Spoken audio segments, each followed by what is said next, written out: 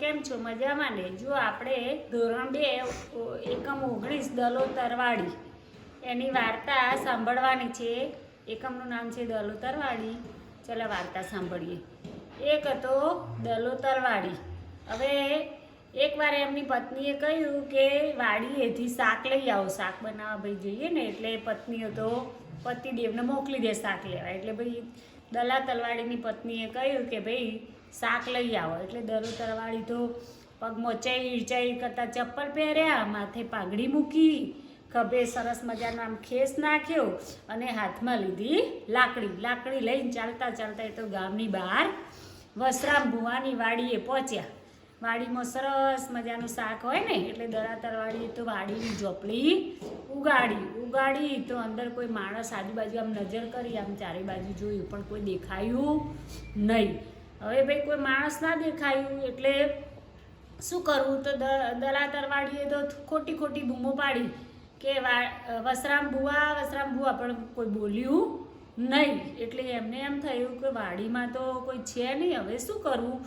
વાડીમાં સરસ મજાના રીંગણા હતા પણ કોઈ હતું નહીં. એટલે દલા તરવાડીએ વિચાર કર્યો કે હવે શું કરવું, કોને પૂછવું? એટલે વાડીનો ધણી તો છે નહીં, તો પછી જાતે વિચાર કર્યો, લાઈને વાડીને જ પૂછી લઉં. એટલે દલા તલવાડીએ તો ભાઈ શું કર્યું? બૂમ પાડી, વાડી રે વાડી. પછી વાડી તો કોઈ બોલો, વાડી થોડી બોલતી હોય. એટલે જાતે પછી પાછા બોલ્યા કે શું કહો દલા તરવાડી? એટલે પાછા દલા તરવાડી બોલ્યા કે રીંગણા લઉં 2-4. અને પાછી વાડી તો થોડી બોલો. એટલે વાડીએ જાતે વાડી બની ગયા અને બોલ્યા લેને 10-12.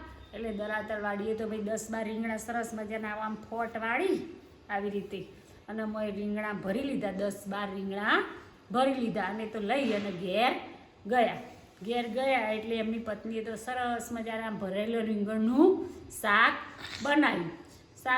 એટલે તો સરસ મજાનું ટેસ્ટી શાક લાગ્યું. એટલે ભાઈ એમને તો ખાવાની મજા પડી ગઈ. પાછું બીજો દિવસ ઉગ્યો એટલે પાછી શાકની માથાકૂટ.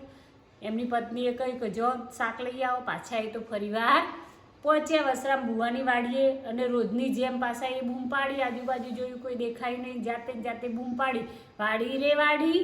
એટલે વાડી કઈ બોલે, પાછા જાતે બોલ્યા બોલો દલા તરવાડી કે રીંગણા લઉં 2-4 કે લોનો 10-12. પાછા એમને તો 10-12 રીંગણા લીધા અને પાછી ફોટ વાળી અને રીંગણા ભરીને તો ઘેર જાય. આવી રીતે ભાઈ એમને તો રોજ છાના મને રીંગણા લીધા દલા તરવાડીએ અને ખાધા. પછી ભાઈ વસરામ ભુવા તો વાડીએ જોયું તો સારું રીંગણા રોજ ઓછા થાય. એમને થઈ કોક આપણી વાડીમાં આવતું લાગે છે. એમને તો એક દિવસ એવું કર્યું, ઝાડ ઓઠે હંતાઈ રહ્યા. એટલે દલા તલવાડી તો આયા એટલે એમને ઝોપડી ઉઘેડી, અંદર ગયા, વાડીને બૂમ પાડી, વાડી રે વાડી, રીંગણા લઉં 2-4 રોજની માફકે. તો એમની એમ રીંગણા ભરવા માંડ્યા ને એટલે પાછા વસરામ ભુવો બરાબરનું ભર્યું. એટલે વસરામ ભુવો આયા અને દલા તરવાડીનું બાવડું જોરથી ખેંચ્યું અને એમને તો ભાઈ માર્યા. એટલે પેલા ભાઈ તો બૂમો પાડવા માંડ્યા કે મારશો નહીં મેં ચો કે એમને રીંગણો લીધો છું, હું તો પૂછીને લીધો વાડીનો, કે વાડીને પૂછી અને રીંગણો લીધો છું. હવે વાડી તો ભાઈ કોઈ બોલો અને એવી રીતે વાડીને પૂછાય, વાડીના માલિકને પૂછવાનું હોય. એટલે પેલા તો ભાઈ બૂમો પાડતા રહ્યા અને પેલા મારવા મળે.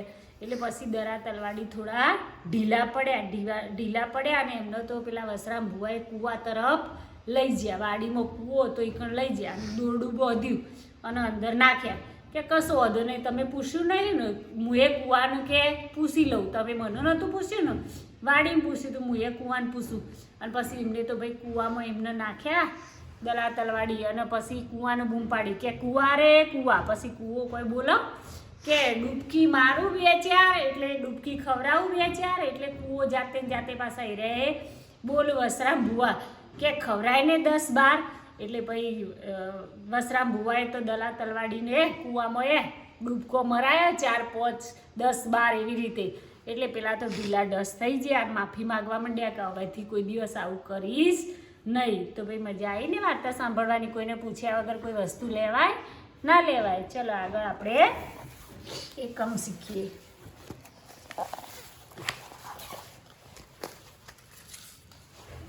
ચલો 1 નંબરનું કાર્ડ છે. નીચે આપેલા ચિત્રોની સામે આપેલા શબ્દના જોડકા જોડો. ચલો આ ચિત્ર શેનું છે?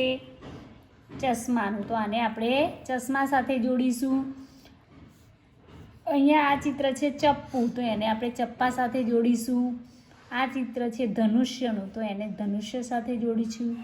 અને આ ચિત્ર છે ફુગ્ગાનું, તો એને આપણે ફુગ્ગા સાથે જોડીશું. વિરુદ્ધાર્થી શબ્દના જોડકા બનાવો. અહીંયા પૂર્વ તો પશ્ચિમ જોડેલું છે, તો ઉત્તર તો દક્ષિણ. ઉત્તરનું થશે દક્ષિણ. પાપ તો પુણ્ય.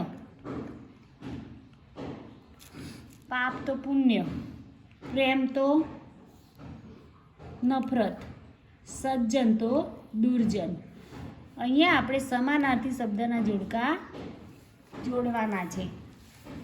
સમાનાર્થી શબ્દના જોડકા આપણે જોડીશું. ગગન તો આકાશ. ધરતી તો ધરા. ધરતીનું શું થશે? ધરા. હવે ખુશ. ખુશ તો રાજી. રાજી રાજી થઈ ગઈ એને ખુશ કહેવાય. બાણ. બાણ એટલે કે તીર. અને ફરિયાદ એટલે રાવ. ચલો આગળ. પ્રશ્ન વાક્ય વાંચો. પ્રશ્નો પૂછેલા છે. પહેલો પ્રશ્ન છે તમારું નામ શું છે? આ પાછળ પ્રશ્નાર્થ આવે એટલે પ્રશ્ન વાક્ય કહેવાય. 2 નંબર આ પક્ષી કયું છે? 3 નંબર ખેતી કોણ કરે છે? 4 નંબર દીક્ષિત ક્યાં જાય છે? 5 નંબર વરસાદ ક્યારે આવશે? તો ભાઈ અહીંયા પ્રશ્ન વાક્ય હોય એની પાછળ આપણે આવું પ્રશ્ન ચિહ્ન આવે એટલે એને પ્રશ્ન વાક્ય કહેવાય. આ 1 નંબરનું કાર્ડ અહીંયા પૂરું થયું. ચલો આગળ હવે 3 નંબરનું કાર્ડ જુઓ. 2 નંબરનું કાર્ડ છે નહીં. આપણે જે રીતે શબ્દો પરથી વાક્ય બનાવીએ છીએ એ કાર્ડ મારી પાસે છે નહીં. ચલો આગળ જોઈએ. અહીંયા અજગરથી અંકુર સુધીના વાક્ય સચિત્ર બાળ પોથીમાંથી વાંચો. તો આ સચિત્ર બાળ પોથીમાંથી આપણે અલગથી વિડીયો બનાવી અને એકમ વાઇઝ મૂકેલા છે. એ વિડીયો તમારે જોઈ લેવાનો છે, એકમ 19નો. તો આ 3 નંબરનું કાર્ડ અહીંયા પૂરું થયું. ચલો 4 નંબરનું કાર્ડ જોઈએ આપણે. એકમ 19 4 નંબરનું કાર્ડ. આજે 15મી ઓગસ્ટ હતી. દાદાજીએ પૌત્રીઓને રાષ્ટ્રધ્વજ વિશે સમજ આપી. તેમણે કહ્યું કે આપણા રાષ્ટ્રધ્વજને તિરંગો કહેવામાં આવે છે. તેમાં 3 રંગ છે, કેસરી, સફેદ અને લીલો. કેસરી રંગ વીરતા, સફેદ રંગ શાંતિ અને ભાઈચારો તથા લીલો રંગ હરિયાળી અને સમૃદ્ધિના પ્રતીક છે. સફેદ રંગમાં અશોક ચક્ર આપણને સતત ગતિ અને વિકાસનો સંદેશો આપે છે. આપણા રાષ્ટ્રીય તહેવારોના દિવસે શાળામાં રાષ્ટ્રધ્વજ ફરકાવવામાં આવે છે. આપણને આપણા રાષ્ટ્રધ્વજ પ્રત્યે ગૌરવ હોવું જોઈએ. તો ભાઈ અહીંયા રાષ્ટ્રધ્વજ વિશે આપેલું છે. હવે ચલો ઉપરના ફકરામાંથી 5 જોડાક્ષરો નીચે લીટી કરો અને લખો. તો જોડાક્ષરો એટલે રાષ્ટ્રધ્વજ એ જોડાક્ષર કહેવાય. પછી સમૃદ્ધિ જોડાક્ષર કહેવાય. પછી અશોક ચક્ર એ જોડાક્ષર કહેવાય. રાષ્ટ્રીય જોડાક્ષર કહેવાય. પછી રાષ્ટ્રધ્વજ આવી ગયું, કહ્યું જોડાક્ષર કહેવાય. તો આ જે લીટી દોરી એ શબ્દો આપણે અહીંયા લખવાના છે. આ રીતે 5 શબ્દો આપણે લખવાના છે. હવે ઉપરના ફકરામાંથી રંગોના નામ શોધીને લખો. તો રંગોના નામ છે કેસરી, સફેદ અને લીલો. તો એ આપણે અહીંયા લખવાનો છે કેસરી, સફેદ અને લીલો. એ રીતે આપણે અહીંયા લખવાનું છે. ચલો આગળ છે ઉદાહરણ પ્રમાણેના નો, ની, નું, ના ખાલી જગ્યામાં પૂરી વાંચો. ચલો ઉદાહરણ આપેલું છે મોહનની બકરી ચરે છે. હવે અહીંયા આગળ છે મોહન ખાલી જગ્યા કપડાં સુકાય છે. તો શું આવશે? તો મોહનના કપડાં સુકાય છે. ચલો સવિતા ખાલી જગ્યા ફ્રોક સારું છે. તો સવિતાનું ફ્રોક સારું છે. અનિલ ખાલી જગ્યા મોબાઈલ મોંઘો છે. તો અનિલનો મોબાઈલ મોંઘો છે. ચલો હવે આ 3 વાક્ય બનાવ્યા એ આપણે અહીંયા લખવાના છે. ઉદાહરણ મુજબ શબ્દો બનાવો. વન તો ઉપવન, આચાર્ય તો ઉપાચાર્ય, તો સાગર તો ઉપસાગર, નામ તો ઉપનામ, ગ્રહ તો ઉપગ્રહ, ખંડ તો ઉપખંડ અને વસ્ત્ર તો ઉપવસ્ત્ર. તો આ રીતે આપણે વાક્યો શબ્દો બનાવવાના છે. ચાલો આગળ. નીચે આપેલા શબ્દો વાંચો અને લખો. તો આ શબ્દો વાંચી અને નીચે લખવાના છે. સાક્ષર, ડુક્કર, ગંધ, સ્વર, પ્રતાપ. આ શબ્દો વાંચ્યા હવે અહીંયા આપણે લખવાના છે. નીચે આપેલા વાક્યો વાંચો અને લખો. તો પહેલું વાક્ય છે રામના ભાઈ લક્ષ્મણ છે. એ વાક્ય આપણે અહીંયા લખવાનું છે. 2 નંબર, શિવાજીની માતાનું નામ શું હતું? એ આપણે અહીંયા લખવાનું છે. 3 નંબર, ગિરનારનો તો જોટો ન મળે. આ વાંચી અને અહીંયા લખવાનું છે. 4 નંબર, નિશાળના છોકરા હોશિયાર છે. તો એ આપણે અહીંયા લખવાનું છે. હવે આગળ છે 5 નંબરના કાર્ડમાં જવાબના આધારે પ્રશ્ન બનાવીને લખો. અહીંયા જવાબ આપ્યા છે પણ એનો પ્રશ્ન આપણે બનાવવાનો છે. આપણા દેશનું નામ ભારત છે. તો પ્રશ્ન શું બનશે કે આપણા દેશનું નામ શું છે? ચાલો આગળ. પોપટનો રંગ લીલો છે. તો પ્રશ્ન બનશે પોપટનો રંગ કેવો છે? ચાલો આગળ. હર્ષા 5 વાગે આવશે. તો એનો પ્રશ્ન બનશે હર્ષા કેટલા વાગે આવશે? તો આ રીતે આપણે પ્રશ્નો બનાવવાના છે. ચાલો આગળ. 6 નંબરનું કાર્ડ. 6 નંબરના કાર્ડમાં છે પહેલાં અમે. વાંચવાનું છે. પહાડી વિસ્તારનું આ ગામ છે. ગામના લોકોએ ગામની આસપાસના જંગલને જાળવી રાખ્યું છે. ખૂબ બધા વૃક્ષો ઉગાડ્યા છે. ગામના માણસો વૃક્ષો વાવતા એને જાળવતા અને નવા નવા વૃક્ષો ઉછેરતા. દાદાજી: અરે બેટા, વૃક્ષો તો આપણને ખૂબ ઉપયોગી છે. એનું લાકડું, એના પાન, એના ફળ, એના ફૂલ, એનો ગુંદર બધું જ ખૂબ જ કામનું. બાળક: પણ દાદાજી, આટલા બધા ઝાડ તો છે. દાદાજી: અરે બેટા, જેટલા ઝાડ વધારે એટલો વરસાદ વધારે આવે, હવા ચોખ્ખી રહે. એક માણસ બૂમો પાડતો દોડતો આવે છે. દોડો દોડો, કઠિયારાઓ ઝાડ કાપવા આવ્યા છે. માણસની બૂમો સાંભળી ગામના બધા લોકો ઘરની બહાર નીકળી જંગલ તરફ દોડતા જાય છે. સૌ ગ્રામજનો જંગલમાં પહોંચે છે. કઠિયારાઓ જે ઝાડને કાપવા તૈયાર છે તે ઝાડને વળગીને ઊભા રહી જાય છે. થડની સાથે ચોંટીને ઊભેલા માણસોને લીધે હવે કઠિયારા વૃક્ષ પર ઘા કરી શકતા નથી. ગ્રામજનો એમને કહે છે, ઝાડને પછી કાપો, પહેલાં અમે, પછી ઝાડ. કઠિયારા નિરાશ વધને પાછા ફરે છે. જો અહીંયા વાર્તાનું ચિત્ર આપેલું છે. ચલો આગળ વાંચો. ફૂલને પુષ્પ પણ કહે છે. સફેદ એટલે ધોળું. પંખીને પક્ષી પણ કહેવાય. બીક એટલે ડર. પ્રકાશને અજવાળું પણ કહેવાય. તો આમાં સમાનાર્થી શબ્દો આપેલા છે. ચાલો આગળ. ગીત. ગીત તો ગીતકાર. ચિત્ર તો ચિત્રકાર. આગ તો આગગાડી. માલ તો માલગાડી. તો અહીંયા પાછળ કાર અને અહીંયા ગાડી એ રીતે શબ્દો જોડેલા છે. પૈસા તો પૈસાદાર. વજન તો વજનદાર. અહીંયા દાર શબ્દ જોડેલો છે પાછળ. ચલો વાર્તામાં આવતા શબ્દો છે વિસ્તાર, ગુંદર, કઠિયારો, જંગલ, ચોખ્ખી, વૃક્ષ, ઉપયોગી, ગ્રામજનોને નિરાશ. ચલો 6 નંબરનું કાર્ડ અહીંયા પૂરું થયું. 7 નંબરનું કાર્ડ જોઈએ. રીંછ અને કાચબાની વાર્તા વાંચો અને નીચે આપેલા પ્રશ્નોના જવાબ આપો. ચલો વાર્તા વાંચીએ. 2 કાચબાઓ નદી કાંઠે રમતા હતા. ત્યારે એક રીંછે તેમને જોઈ લીધા. રીંછ ખૂબ જ ભૂખ્યું હતું. તે તેમની તરફ દોડ્યું.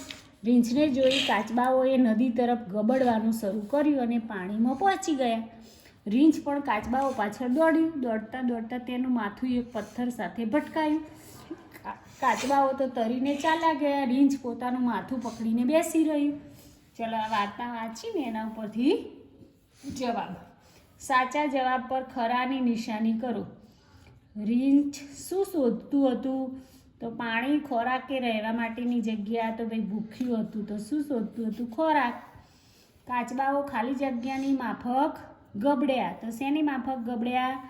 તો દડાની માફક. અંતે રીંછ ખાલી જગ્યા થઈ ગયું હશે. ખુશ, નિરાશ કે શાંત? તો નિરાશ. ચલો ખરા કે ખોટાની નિશાની કરો. રીંછ કાચબાઓને પકડી શક્યું નહીં. તો સાચું છે. ચલો ભાઈ આગળ. 7 નંબરનું કાર્ડ. ચિત્રના આધારે વાક્યો લખો. તો અહીંયા આપણે ચિત્ર જોવાનું છે. તો આપણે જોઈએ તે ચકડોળ ને સર્કસ ને એવું બધું છે, ફુગ્ગાવાળું. તો આપણને ખબર પડે કે આ ચિત્ર શેનું છે. તો આપણે લખીશું કે આ ચિત્ર મેળાનું છે.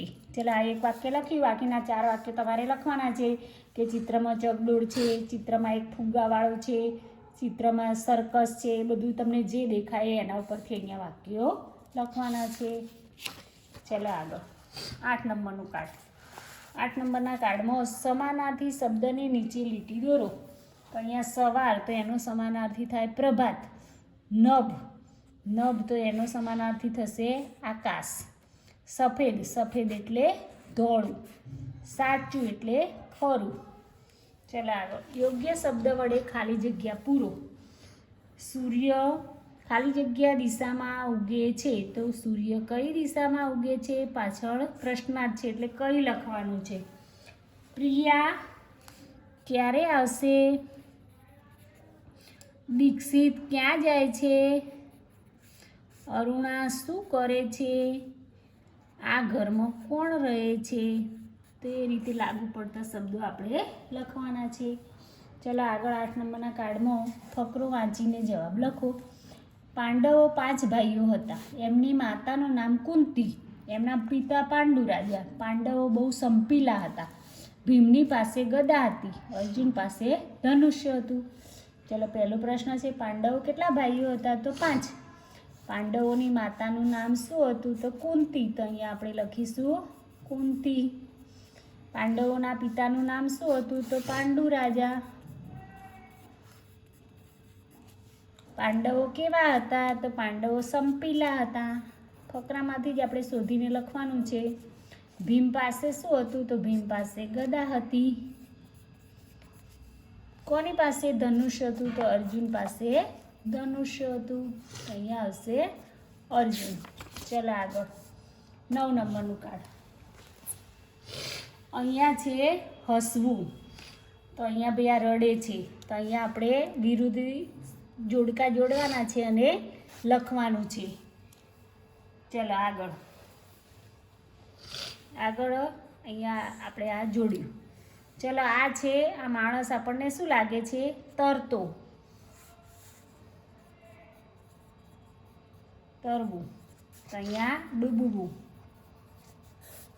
કાળું, ધોળું. ચાલો આગળ જોડીએ. હસવું તો રડવું, સવાર તો સાંજ, તરવું તો ડૂબવું, મોડું તો વહેલું, કાળું તો ધોળું. ચિત્ર વિશે 4-5 વાક્યો લખો. તો અહીંયા ભાઈ ચિત્ર જોવાનું છે કે ચિત્રમાં શું દેખાય છે? તો ચિત્રમાં નાળિયેરી દેખાય છે, સૂર્ય ઉગેલો, સવારનું ચિત્ર લાગે છે એટલે સૂર્ય ઉગેલો દેખાય છે, પહાડો છે, બતક છે, આપણને જે જે દેખાય એ આપણે અહીંયા 5 વાક્યો લખવાના છે. ચાલો આગળ નો, ની, નું, નામાંથી યોગ્ય શબ્દ લખો. ગાંધીજીનું નામ મોહનદાસ ગાંધી છે. હવે આગળ મુંબઈનો હલવો વખણાય છે. શિવમની પેન સારી છે. સાબરના પગ પાતળા છે. આગળ છે સમાનાર્થી શબ્દ જોડીને બાજુમાં લખો. ધનુષ્ય તો બાણ થશે, પ્રકાશ તો અજવાળું, બીજ તો ડર, માતા એટલે માં, શાળા એટલે નિશાળ. હવે આ જોડ્યા એ આપણે અહીંયા લખવાના છે. આ રીતે એક શબ્દ તમને બતાવું છું કે ધનુષ્ય તો બાણ. આ રીતે આપણે બધા શબ્દો લખવાના છે. વિરુદ્ધાર્થી શબ્દ લખો. રડવું તો હસવું, સાચું તો ખોટું, અંધારું તો અજવાળું, માતા તો પિતા, સારું તો ખરાબ. ચાલો આગળ ઉદાહરણ મુજબ લખો. ભાઈ તો ભાભી, બકરી તો બકરો, સિંહણ તો સિંહ, માસા તો માસી, મોર તો ઢેલ, પત્ની તો પતિ. તો આ રીતે લખવાનું છે. આગળ જુઓ અહીંયા નો, ની, નું, નાથી ખાલી જગ્યા પૂરો. વડોદરાનો લીલો ચેવડો વખણાય છે. સાબરના શિંગડા રૂપાળા હોય છે. મારી બેનનું નામ અવિશા છે. મનીષની સ્લેટ સારી છે. તો અહીંયા આપણે 10 નંબરનું કાર્ડ પૂરું થયું. 11 નંબરનું કાર્ડ જોઈએ.